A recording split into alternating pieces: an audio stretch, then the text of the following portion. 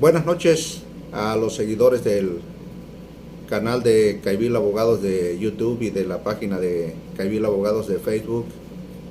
Eh, es un placer para mí volverlos a saludar a través de este espacio y hacer algunos comentarios relacionados con las inquietudes que han surgido con motivo del hackeo que sufrió la Secretaría de la Defensa Nacional hace algunos días por un grupo de activistas, en el cual pues ha quedado a descubierto toda la información o gran parte de la información que la Secretaría de la Defensa Nacional ha tenido reservada por al menos un siglo, y que pues de acuerdo a los documentos extraídos, pues mucha de esa información en realidad no necesitaba ser clasificada, porque es del interés de todos los mexicanos, sobre todo dada la situación de inseguridad que vivimos, ¿verdad? Entonces es necesario que todos los mexicanos, tanto ricos como pobres, los poderes de la Unión, ¿verdad? Los legisladores de todos los partidos políticos, el mismo presidente de la República y el Poder Judicial, tanto el federal como los estados, ministerios públicos, es necesario que sepamos cómo está organizada nuestras Fuerzas Armadas, para que pues así podamos nosotros participar de alguna manera en los proyectos, en las estrategias de seguridad. Ya todos los ciudadanos debemos de participar poniendo nuestro granito de arena, ¿verdad? Sin embargo, pues esto se nos ha obstaculizado porque desconocemos la manera en que están organizadas nuestras Fuerzas Armadas.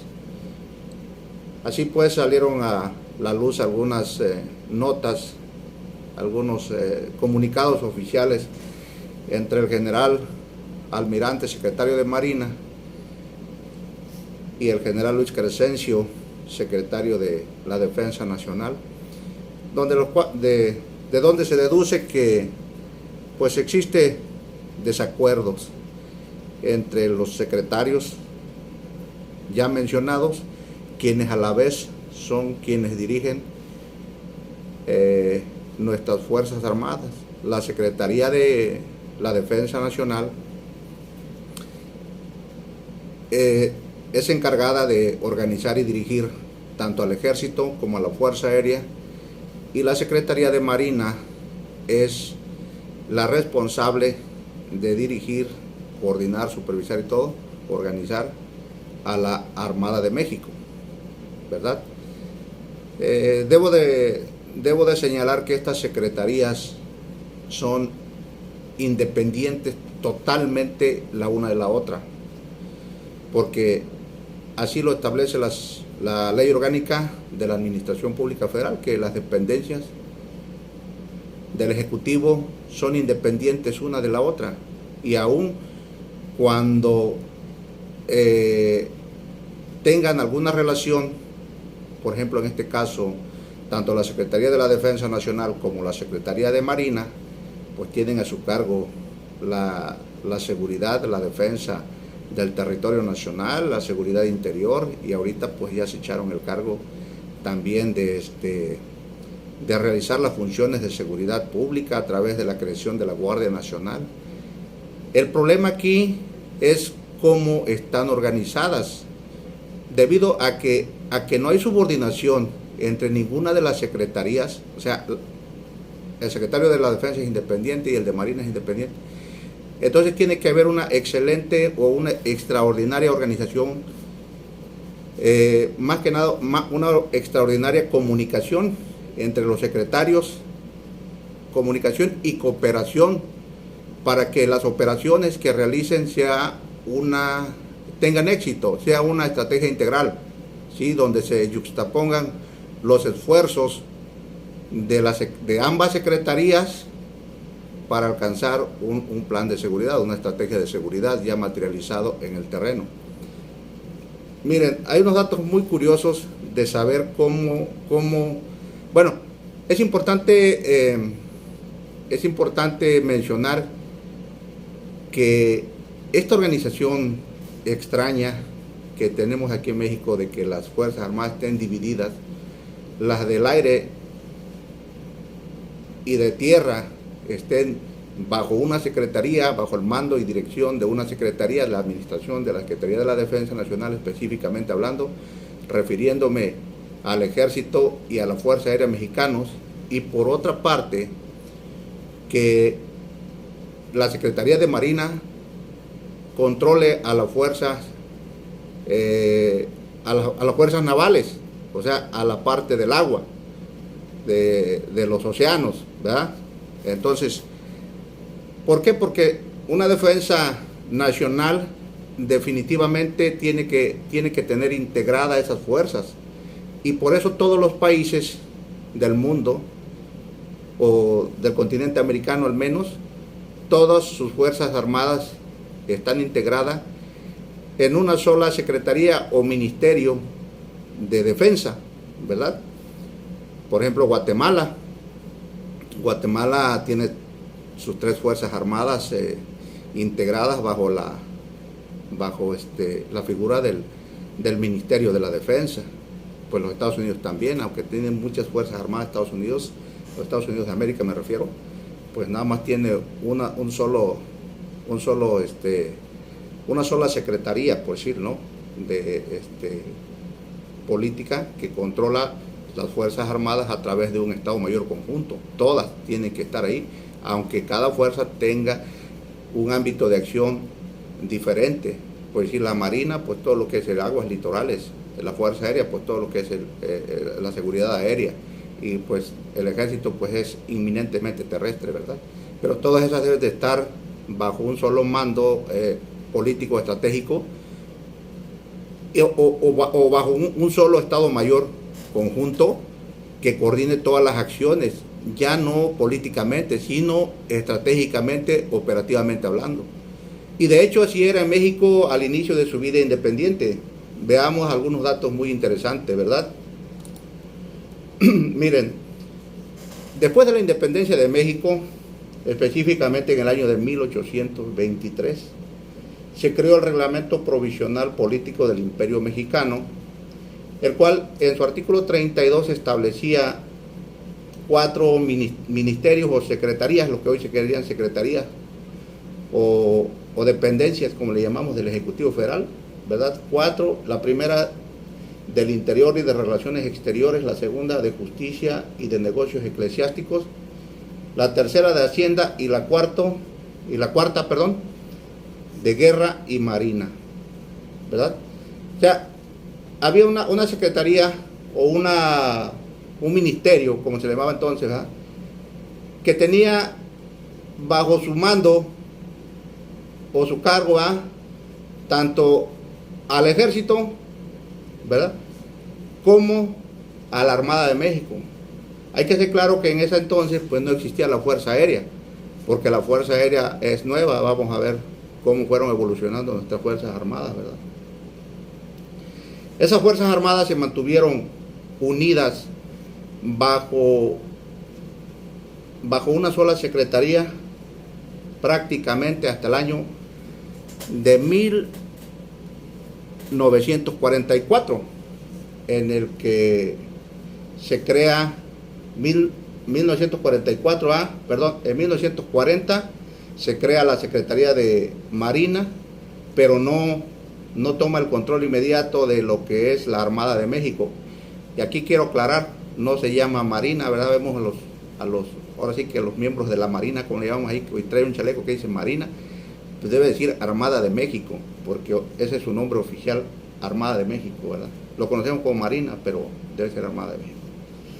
Bueno, entonces estas Fuerzas Armadas estuvieron unidas en una sola secretaría hasta el año de 1944, más o menos. No tiene uno la fecha exacta, puede decir, en que ya se separaron definitivamente, porque todo tomó un proceso, ¿verdad?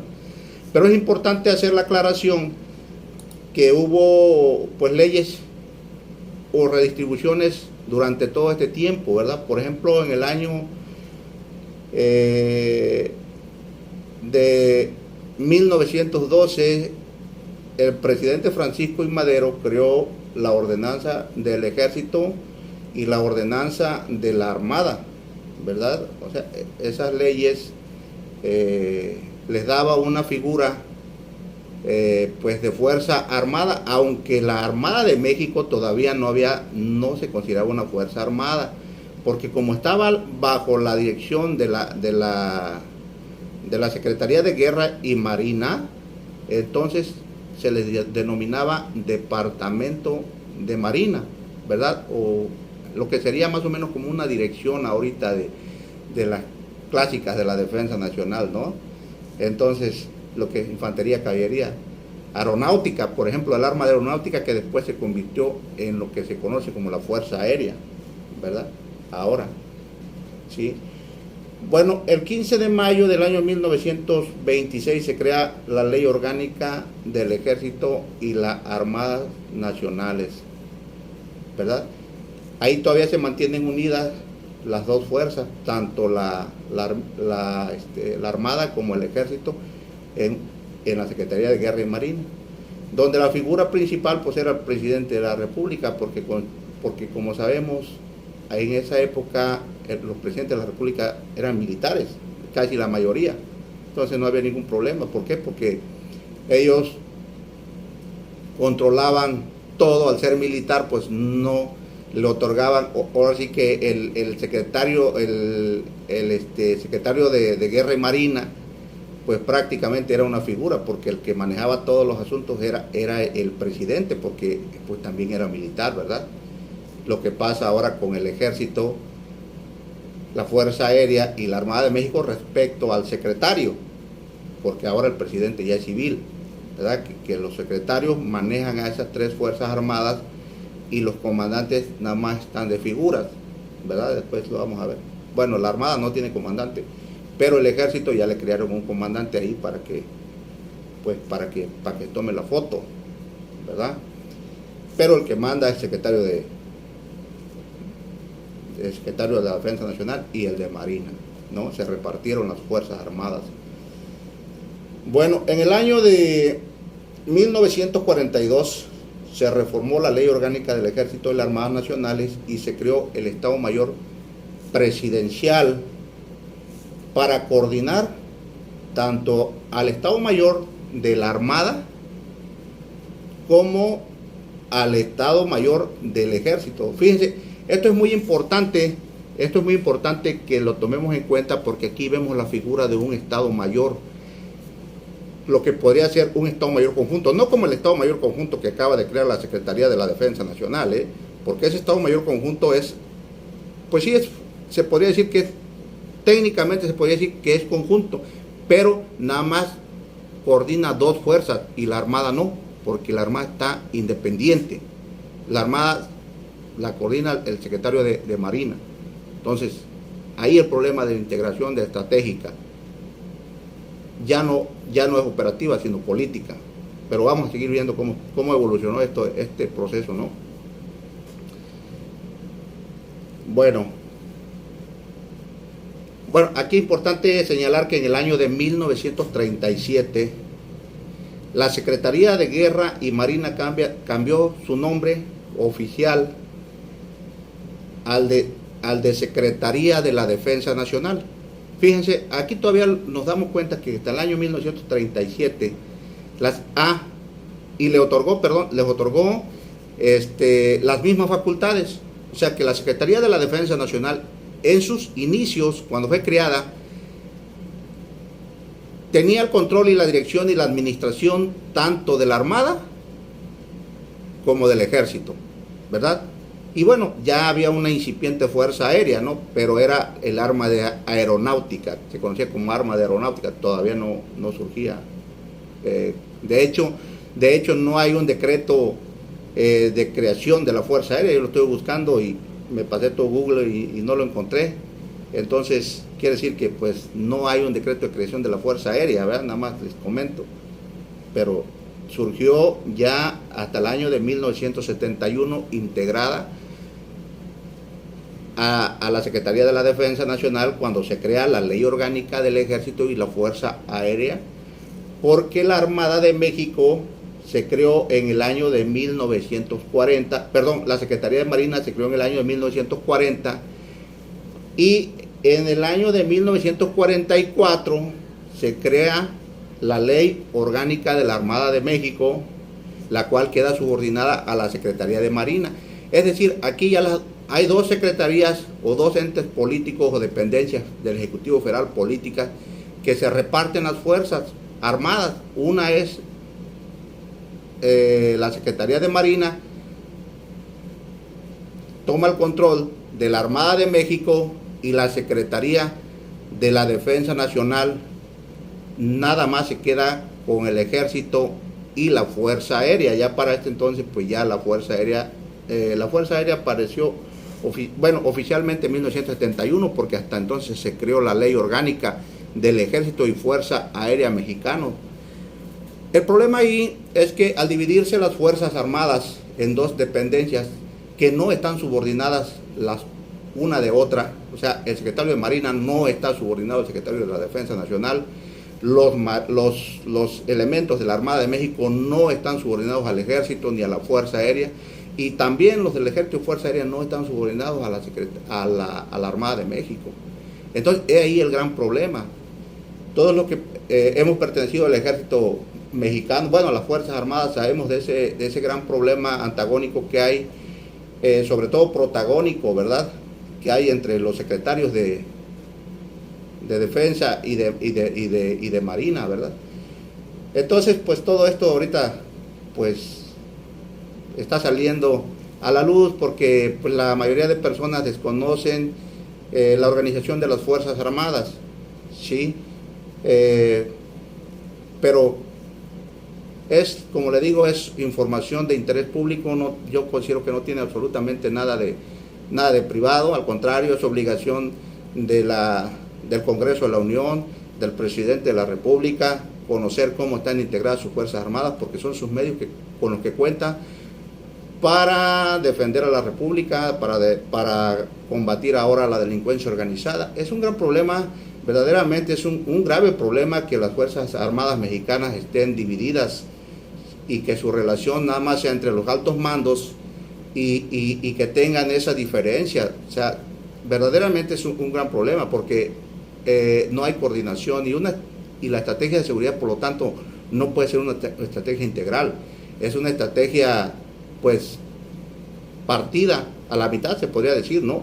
O a la cuarta parte. ¿Por qué? Porque ya sabemos que se tienen que integrar las tres Fuerzas Armadas para llevar a cabo las acciones conjuntas que requiere la defensa del país, ¿verdad? No pueden operar dos fuerzas como si fueran antagónicas, como que la cooperación de estas fuerzas sea por intereses políticos o por intereses de otra índole. Tiene que haber un Estado Mayor conjunto que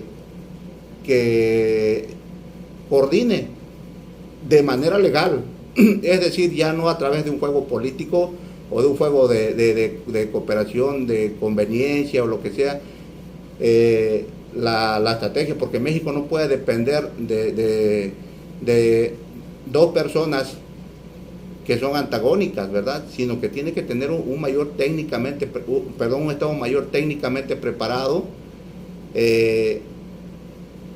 con la legislación adecuada. ¿Para qué? Para que puedan disponer, o sea, integrar a las tres Fuerzas Armadas en las tareas de seguridad que México necesita. México no puede estar así más tiempo sin que se organicen las Fuerzas Armadas Nacionales. Ojalá que esta información que bueno, salta a la luz pública con motivo del hackeo que sufrió la Defensa Nacional, pues sea para provecho de todos los mexicanos. Todos los mexicanos necesitamos seguridad. No podemos depender del estado de ánimo que tenga el general Chencho o del almirante Ojeda, ¿no? O de cómo se lleven, si se llevan bien o se llevan mal, pues eso no tiene nada que ver. Tiene que haber una sola figura que coordine técnicamente a las tres Fuerzas Armadas Nacionales. Y ahorita, pues, si se va a incorporar la Guardia Nacional como una Fuerza Armada más todavía, con más razón. Y ya eso, pues ya son decisiones de otro nivel, ¿verdad? Pero lo ideal sería que volvieran a hacer esa Secretaría de Guerra y Marina que se desapareció a través del tiempo por intereses que desconozco por qué. Esas decisiones que en su momento tomaron, pues, el general Cárdenas y Ávila Camacho, pues verdaderamente nos están costando muchos dolores de cabeza a los mexicanos, ¿no? Porque las Fuerzas Armadas no están para complacer a sus mandos, sino las Fuerzas Armadas están para cumplir con las misiones constitucionales que establecen nuestra Constitución y sus leyes orgánicas. Porque ahorita tenemos, pues, una fuerza totalmente dividida, de tal suerte que existe una ley orgánica del Ejército y Fuerza Aérea Mexicano, existe una ley orgánica de la Armada de México, una ley de disciplina de la Armada de México, una ley de disciplina para el Ejército y Fuerza Aérea Mexicano, y ahí cada quien tiene sus leyes, son dos campos totalmente diferentes. Entonces, ¿cómo hacer que nuestras Fuerzas Armadas verdaderamente coadyuven de manera profesional y legal, primeramente legalmente, ¿no? Porque así como están pidiendo muchas leyes, yo considero que es necesario que se vea esta situación, porque pues es urgente que haya una coadyuvancia técnica, profesional y sobre todo legal en la estrategia de seguridad de nuestra república. Bueno, pues es todo por hoy.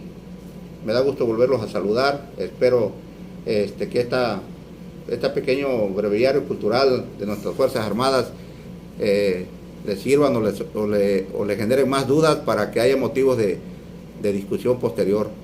Bueno, que pasen una excelente noche. Hasta luego.